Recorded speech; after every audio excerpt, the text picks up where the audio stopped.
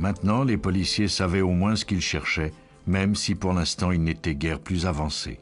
Retrouver la camionnette parmi les quelques milliers de camionnettes de Jacksonville serait difficile. Mais les policiers eurent un coup de chance qui leur épargna plusieurs heures d'enquête. Un agent de police qui se trouvait sur les lieux d'un cambriolage ordonna à un conducteur suspect de se ranger le long du chemin. Ce dernier essaya de prendre la fuite, mais il fut rapidement rattrapé et arrêté. Il s'appelait Gregory Cockle. Les agents examinèrent son véhicule et découvrirent une arme à feu sous son siège. L'arme réquisitionnée dans le pick-up était un revolver de calibre 357, le même calibre que celui de l'arme qui avait servi à tuer Russell. Les agents remarquèrent également que les pneus ressemblaient à ceux de l'affaire Russell. Jusqu'à présent, les policiers avaient peu d'espoir de résoudre cette enquête.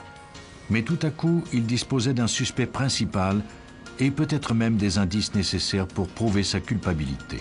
Il fallait maintenant tenter de prouver sa présence sur la scène du crime. Les traces de pneus étaient assurément leur meilleur atout. Un agent compara le pneu avant droit du véhicule de Cockle à une photo du manuel de motif de pneus. Les cheveux lui ont dressé sur la tête parce qu'il s'est rendu compte qu'il voyait exactement ce que nous lui avions décrit. Le travail de Ham n'était pas encore terminé. Il devait d'abord repérer la section du pneu qui avait laissé l'empreinte.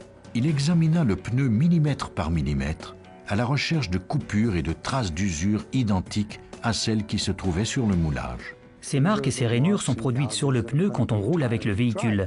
Ce sont grâce à elles que nous pouvons tirer des conclusions déterminantes lors de l'identification du pneu. Elles le rendent unique. Chaque kilomètre parcouru depuis la nuit du meurtre avait cependant eu pour effet de causer de nouvelles marques d'usure et d'altérer les plus anciennes. Même si Ham disposait du même pneu dans son laboratoire, il était peut-être déjà trop tard pour l'identification. Le meurtrier pouvait encore s'en tirer.